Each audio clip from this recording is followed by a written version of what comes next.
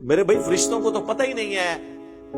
یہ کہانیاں جو آپ لوگ بیان کر رہے ہیں، فرشتوں کو تو اللہ نے 2 آپشن دیے ہیں کہ اگر کسی کی قبر میں جانا ہے تو 3 سوال کرنے ہیں، اگر وہ جواب دے دے تو اس کے لیے پھر انعام ہے، اور جو جواب نہیں دے گا اس کے ساتھ شیخ عبد القادر جیلانی کیا کچھ بھی نہیں، زمین و آسمان کی ساری مخلوقات مل کے بھی کسی انسان کو عذاب قبر سے نہیں بچا سکتی.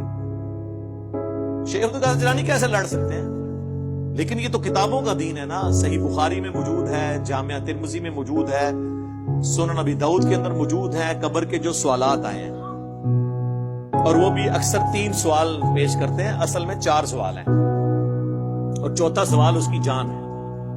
یہ آپ کو سارے کمبائنڈ فارم میں مشکات کی پہلی جلد میں عذاب قبر والے چیپٹر میں مل جائیں گے. صحیح بخاری کے اندر موجود ہے. بخاری میں تو ایک سوال کا ذکر ہے جو فائنل سوال ہے نبی علیہ السلام کے بارے میں، ما کنت تقول فی ھذا الرجل، اس مرد کے بارے میں تو دنیا میں کیا کہا. لیکن ابو داؤد میں ہے پہلا سوال ہوگا من ربک، تیرا رب کون ہے. ما دینک، تیرا دین کیا ہے. اور تیسرا سوال یہ ما کنت تقول فی حق ھذا الرجل، اس مرد کے بارے میں تو دنیا میں کیا کہا کرتا تھا. مسند احمد میں یہ بھی الفاظ ہیں کہ وہ کہتا ہے ای الرجل، کس مرد کے بارے میں آپ پوچھ رہے ہیں. تو یہ تو دیوبندی اور بریلوی تو کہتے ہیں کہ رسول اللہ قبر میں آ جاتے ہیں. دیوبندی کہتے ہیں نہیں، تصویر دکھائی جاتی، خود نہیں آتے. بریلوی کہتے ہیں نہیں، خود آ جاتے ہیں. تو وہ پھر کیوں مردہ پوچھتا ہے کہ کس مرد کے بارے میں، اگر سامنے کھڑے ہو نبی علیہ السلام. چلے اس کے جواب میں فرشتوں کہنا چاہیے جو آپ کے سامنے کھڑے ہیں. ابو داؤد اور مسند احمد کے الفاظ ہیں الذی بعث فیکم، اس مرد کے بارے میں تم سے پوچھ رہے ہیں جس کو اللہ نے تم میں مبعوث کیا تھا پیغمبر بنا کر. تو وہ کہتا ہے ہوا محمد رسول اللہ، وہ اللہ کے رسول محمد. ورنہ تو کہ ھذا محمد رسول اللہ، اور فرشتے بھی کہیں کہ اس مرد کے بارے میں پوچھ رہے ہیں. وہ کہیں گے نہیں، وہ جو تم میں پیغمبر بن گئے تھے. تو تینوں سوالات کے جواب جو مومن دیتا ہے، تو ابو داؤد کے الفاظ ہیں کہ فرشتے پوچھتے ہیں کہ تجھے کیسے پتا چلا ان سوالات کے بارے میں. ایک چوتھا سوال ہے. اس تو بعد باب ختم، کتاباں شروع. وہ کہتا ہے میں نے اللہ کی کتاب پڑھی تھی تو میں نے اپنے پیغمبر کے حق ہونے کی تصدیق کی. اللہ کی کتاب ایک دفعہ سورہ فاتحہ 3 دفعہ سورہ اخلاص پڑھ کے نہیں بخشی سی، اللہ کی کتاب پڑھی تھی، یعنی اس کے قائد. تو یہ ہے اصل جان. تو جو اللہ کی کتاب پڑھتا نہیں. اور بخاری میں الفاظ ہیں جب منافق سے سوال ہوتے ہیں، اور منافق کی ٹرم یا فاسق کی ٹرم اس مسلمان کے لیے استعمال ہوتی ہے جو بس نام کا مسلمان ہوتا ہے، شناختی کارڈ والا. تو ہر سوال کے جواب میں کہتا ہے ہائی ہاتا ہائی ہاتا، لا ادری لا ادری، ہائے افسوس ہائے افسوس، مجھے کچھ پتا نہیں، مجھے کچھ پتا نہیں.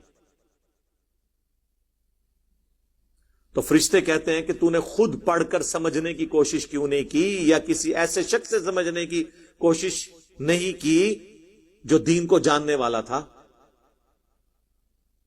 اور وہ یہ بھی کہتا ہے آگے ہائے افسوس، میں وہی کہتا تھا جو لوگ کہا کرتے تھے، سن سنا کے سننی ٹن نہیں. یہ بھی کہتا نا، اور جسی نے بچپن وہی سنے. تو فرشتے کہتے ہیں تو نے خود سمجھنے کی، پڑھنے کی، یا کسی ایسے شخص کے پاس، اگر تو ان پڑھ تھا کیوں نہیں گیا جس نے تجھے بات سمجھا دی ہوتی.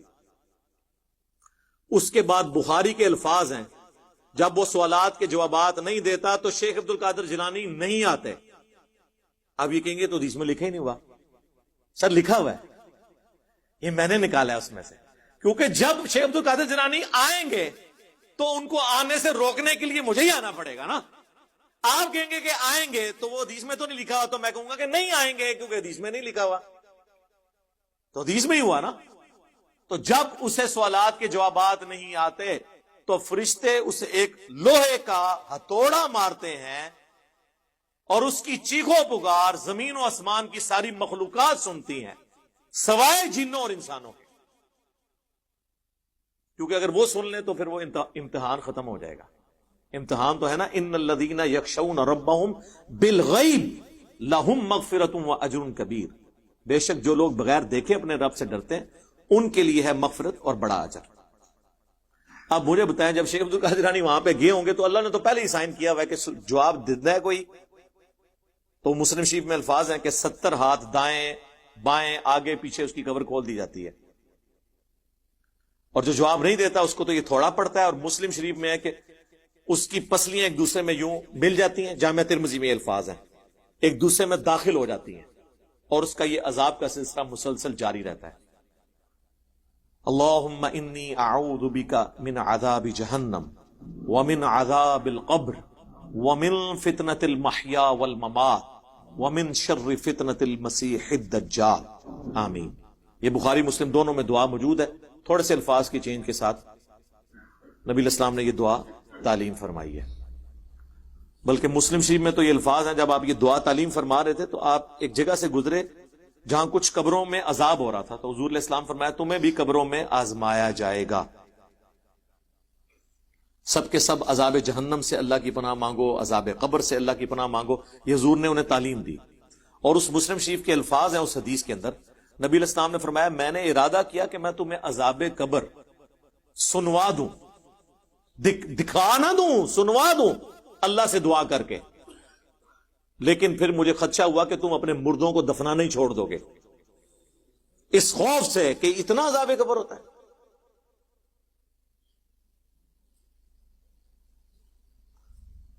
تو صحابہ کرام نے تو عذاب قبر دیکھنا تو دور کی بات ہے، سنا بھی نہیں، اور یہ کہتے ہیں ہمارے بزرگوں کو قبر کا کشف ہوتا ہے۔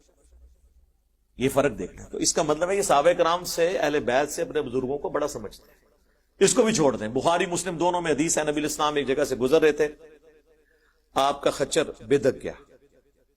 ابھی ضرور کہتے ہیں دیکھیں جی حضور علیہ السلام جس خچر پہ بیٹھے ہوئے ہیں اس کو علم الغیب آ جاتا ہے، تو بزرگوں کو کیوں نہیں آتا؟ ایسے کر دینے اس لیے آتا ہے کہ سر بزرگ جو ہے نا وہ انسان ہے، اگر ان کو علم الغیب کا ماننا عقیدہ تو ان کو پھر آپ کو پہلے خچر بنانا پڑے گا، کیونکہ بخاری میں الفاظ ہے کہ جنوں انس کے علاوہ ہر مخلوق عذاب کو سنتی ہے۔ تو بزرگوں کو اگر عذاب قبر سنوانا ہے تو ان کو پہلے جانور بنوائیں۔ خچر نے سن لیا تھا تو صحابہ کرام نے تو نہیں سنا، تو وہ خچر افضل ہو جائے گا صحابہ سے؟ نہیں میرے بھائی، اس لیے کہ خچر کو اللہ نے ڈومین دی ہے، جیسے ایک چڑیا اڑ سکتی ہے لیکن کوئی بزرگ نہیں اڑ سکتا۔ یہ تو کہتے ہیں نا انسان اشرف المخلوقات ہے، تو بزرگوں کے سارے مرید چڑیا سے تو افضل ہوئے نا، تو پھر سارے بزرگ اڑنے چاہیے نا، بزرگوں کے مرید بھی اڑنے چاہیے، چڑیا سے افضل ہے نا؟ کہیں گے نہیں بزرگ بھی نہیں اڑ سکتے سر، چڑیا کو اللہ نے یہ کیپیبلٹی دی ہے، انسان کو نہیں دی، اس کا ڈومین لادا ہے۔ تو خچر بدکا تو نبی علیہ السلام فرمایا کہ یہ دو قبر والوں کو عذاب ہو رہا ہے، اور کسی بڑی وجہ سے نہیں، ایک پیشاب کی چھینٹوں سے نہیں بچتا تھا، دوسرا چغلی کھایا کرتا تھا۔ پھر آپ صلی اللہ علیہ وآلہ وسلم نے ایک ٹہنی توڑ کر اس کے دو ٹکڑے کر کے دو قبروں پہ لگائے، اور فرمایا جب تک یہ ہری رہیں گی ان کے عذاب میں تخفیف ہوتی رہے گی، یعنی حضور کی ہاتھوں کی برکت، حضور کی شفاعت کی وجہ سے، یہ ساری حضور کی شفاعت ہے۔ بخاری مسلم دونوں میں حدیث ہے، ایک کوئی حبشی عورت تھی جو مسجد نبوی کی صفائی کیا کرتی تھی، فوت ہو گئی، تو صحابہ کرام نے حضور کو نہیں بتایا، رات کے وقت اسے دفنا دیا کہ کون حضور علیہ السلام کو اس وقت تکلیف دے گا۔ کچھ دنوں کے بعد حضور نے پوچھا وہ عورت نہیں نظر آ رہی، حالانکہ لوگ اسے، وہ حدیث کے الفاظ ہیں، لوگ اسے کم تر خیال کرتے تھے، کوئی ایکسپیکٹ ہی نہیں کر رہا تھا کہ اللہ کے نبی اس کے بارے میں پوچھیں گے، اس لیے پوچھیں گے کہ سر اللہ کے نبی جو ہے وہ داڑھیوں سے پگڑیوں سے دھوکہ نہیں کھاتے، وہ دیکھتے ہیں دین کو کنٹریبیوٹ کون کر رہا ہے۔ آپ نے فرمایا وہ فوت ہوئی، تم نے مجھے بتایا تک نہیں، میں اس کا جنازہ پڑھ لیتا۔ کہ یا رسول اللہ رات کا وقت تھا، آپ کے آرام میں خلل نہ ہو، آپ نے فرمایا مجھے اس کی قبر پہ لے جاؤ۔ قبر پہ گئے، آپ نے اس کی قبر پہ جا کے اس کا جنازہ پڑھا، اتنا پروٹوکول دیا۔ اب حضور یہ بھی کہہ سکتے تھے کہ ہاں ہاں وہ فوت ہو گئی تھی، میں جب 3-4 دن پہلے فوت ہوئی تو میں اس کی قبر میں گیا تھا۔ بھئی حضور علیہ السلام نہیں قبر میں جاتے، یہ بھی اس سے ثابت ہوتا ہے نا۔ پھر جب آپ واپس پلٹے تو مسلم شریف کے الفاظ ہیں، یہ قبریں اندھیروں میں ڈوبی ہوئی تھیں، اللہ نے میرے جنازہ پڑھنے کی برکت سے انہیں نور سے بھر دیا۔ سبحان اللہ۔ لیکن ایک دوسرا رزلٹ بھی نکلتا ہے، وہ بریلوی دیوبندی اہل حدیث یا شیعہ کی قبریں تھیں، حضور کی زندگی میں جو لوگ فوت ہوئے ہیں یا تو کافر ہوں گے یا مسلمان، اور کافر کو تو نبی کے جنازے سے فائدہ نہیں پہنچ سکتا، وہ تو سورہ توبہ میں ہے، آپ 70 دفعہ بھی مغفرت کریں تو نہیں۔ مسلمانوں کی قبریں تھیں۔ اب میں اور لفظ نہیں استعمال کرتا، کہیں گے پھر توہین کر دی ہے، کیونکہ انہوں نے لبادہ ہی اتنا بڑا اوڑا ہوا ہے۔ بھائی انسان انسان ہے، اس سے کسی کا مرتبہ کم نہیں ہو جاتا، سارے انسان برابر ہیں۔ انبیاء کو اللہ نے ایک پروٹوکول دی ہے، باقی سب فالوور ہیں، باقی سب امتی ہیں، باقی ظاہر درجات اپنی جگہ ہیں، اس کا انکار نہیں ہے، لیکن جو انسان ایز اے اسپیشی ہے وہ تو چاہے کوئی صحابی ہو، کوئی آج کا انسان ہو، انسان ہی ہے، فالوور ہے۔ امام تو صرف محمد رسول اللہ ہے صلی اللہ علیہ وآلہ وسلم۔ بخاری مسلم دونوں میں حدیث ہے، نبی علیہ السلام کا ایک غلام تھا مدعم، جو سفر و حضر میں آپ کی سواری کا کجاوا کسا کرتا تھا۔ غزوہ خیبر کے موقع پر ایک نامعلوم تیر اسے لگا اور وہ شہید ہو گیا۔ بخاری مسلم کے الفاظ ہیں، صحابہ نے کہا تمہیں شہادت مبارک ہو۔ اس کا کیا مطلب ہے کہ وہ منافق نہیں تھا، کافر نہیں تھا، جبھی تو صحابہ اس کو شہید کہہ رہے تھے۔ آپ نے فرمایا کہ تم اسے خوشخبری سنا رہے ہو، جبکہ مجھے اللہ نے دکھایا ہے کہ اس نے مال غنیمت سے ایک چادر چوری کی تھی جو آگ کی اسے پہنا دی گئی ہے۔ اس حدیث سے کتنے رزلٹ نکلتے ہیں؟ اس حدیث کے آگے الفاظ ہیں، صحابہ کرام اپنے گھروں میں واپس گئے، اگر کسی نے کوئی ایک تسمہ بھی اٹھایا تھا نا، یہ سمجھ کے کہ اس کی تو مال غنیمت میں اتنی ورتھ نہیں، میں تو ایسے میں ویسے ہی کار لے جانا، وہ بھی لا کے واپس جمع کروایا کہ کہیں اس کی وجہ سے ہماری پکڑ نہ ہو جائے۔ یہ کتنے عظیم لوگ تھے، سمعنا و اطعنا، سنا اور مان لیا۔ اس حدیث سے یہ بھی رزلٹ نکلا کہ صحابہ کرام کو یہ نہیں پتا چلا کہ یہ جس کو وہ شہید کہہ رہے ہیں وہ کس عذاب میں ہے، تو بزرگوں کو کہاں سے بابے کی در ہن مزہ آیا، بابے تو شاہی کوئی نہیں۔ ایک نواں جملہ مارکیٹ ہی آیا، اگر صحابہ کو نہیں نظر آیا عذاب قبر والی چادر تو بابے تو شاہی کوئی نہیں۔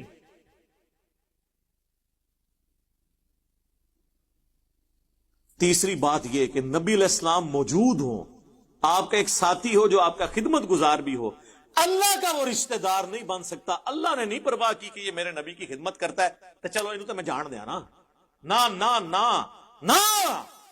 صحیح مسلم کی حدیث ہے، جسے اس کا عمل پیچھے چھوڑ دے اسے اس کی نسبت آگے نہیں لے کے جا سکتی۔ اور بخاری اور مسلم دونوں میں حدیث ہے، اے میری بیٹی فاطمہ میرے مال سے جو لینا ہے لے لے، اگر اللہ نے تجھے پکڑ لیا میں تجھے نہیں چھڑا سکتا۔ اے نبی کی پھوپھی صفیہ میرے مال سے جو لینا ہے لے لے، اگر اللہ نے تجھے پکڑ لیا تو میں تجھے نہیں چھڑا سکتا۔ اے نبی کے چچا عباس بن عبد المطلب میرے مال سے جو لینا ہے لے لے، اگر اللہ نے تجھے پکڑ لیا تو میں اللہ کے عذاب سے تجھے نہیں چھڑا سکتا۔ سر یہ ہے کتابوں کا دین۔ مجھے بتائیں یہ دین کیسے ہمارے بزرگوں کو، ان کے ماننے والوں کو، بابوں کو، بابیوں کو، وابیوں کو کیسے ہضم ہو یہ دین؟ یہ تو دین ہی کچھ اور ہے۔ اس لیے کہتے ہیں جو گل سنو نا دل وسوسے آندے نے۔ جی جی جی، جب آپ کہتے ہیں نا عیسائیوں کو کہ حضرت عیسیٰ علیہ السلام اللہ کے بیٹے نہیں پیغمبر ہیں، تو عیسائیوں کو بھی وسوسے آتے ہیں کہ یہ شان کم کر رہے ہیں۔ حالانکہ آپ شان نہیں کم کر رہے ہوتے، آپ ان کی عزت جو جس لیول پہ ہے اس سے نہیں بڑھانا۔ جو صحیح بخاری میں حدیث ہے، دیکھنا میری شان کو اس طرح بلند نہ کرنا جس طرح نصارہ نے اپنے پیغمبر کے بارے میں ڈیوینٹی کلیم کر دی، میں اللہ کا بندہ اور اس کا رسول ہوں، مجھے اللہ کا بندہ اور اس کا رسول ہی کہنا۔ یہ کہتا ہے جی عبد القادر جنانی قبر میں گھس گئے اور جا کے جناب اللہ نہ لونا نے پھڈا شروع کر دیتا، نعوذ باللہ۔ سر اس طرح کون گھس سکتا ہے؟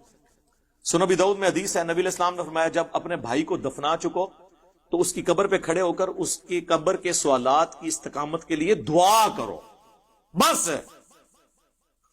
قبر اس کون بانٹ سکتا ہے؟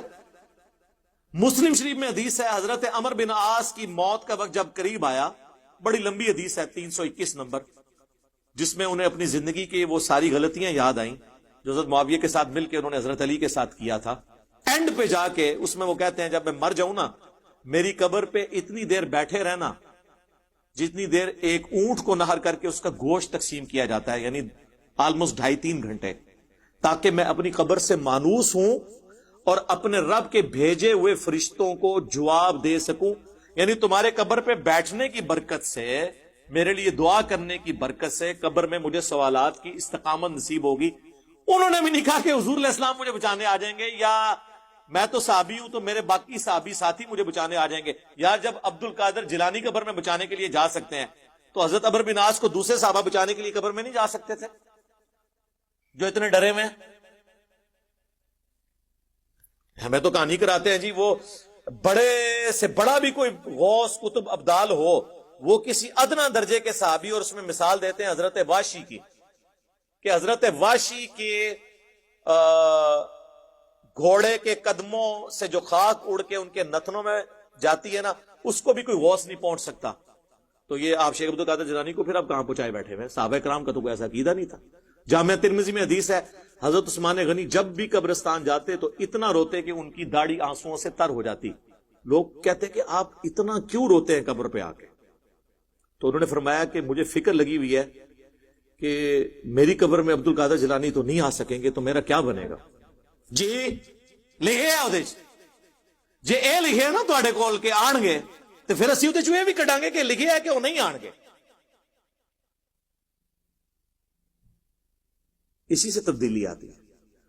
تو حضرت عثمان غنی نے فرمایا کہ میں اس لیے روتا ہوں کہ میں نے اللہ کے نبی سے سنا تھا کہ قبر آخرت کی منازل میں سے پہلی منزل ہے، جس کی یہ منزل آسان ہوئی اس کی اگلی منزلیں آسان در آسان ہوتی چلی جائیں گی، اور جو یہاں پہ پھنس گیا اس کی اگلی منازل مشکل در مشکل ہو جائے گی.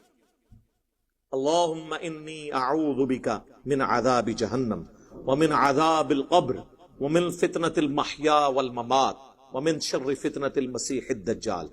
اچھا میں یہ سنگولر کے سیغوں سے دعائیں کرتا ہوں، لیکن جب آپ آمین کہتے ہیں تو آپ اس میں شامل ہو جاتے ہیں. اس کے لیے مجھے اللہم انا بولنے کی ضرورت نہیں ہے، انی بولا اور آپ کو آمین میں شامل کیا تو یہ درست ہے، تاکہ سنت سیغہ اپنی جگہ پہ رہے دعا کا. مثلا میں کہوں اللہم اجرنی من النار تو یہ سنگولر کا سیغہ ہے. جب آپ آمین کہیں گے تو آپ کے حق میں بھی ہو جائے گی. اور اللہم اجرنا من النار یہ پلورل کا سیغہ ہے. تو سیغہ بدلے بغیر بھی، بدلنا تو ظاہر ہے سنت الفاظ بہتر ہے نہ بدلیں، جائز ہے، لیکن اگر آپ نہیں بدلتے اور باقی سب لوگ آمین کہتے ہیں تو خود بخود اس میں شامل ہو جائیں گے.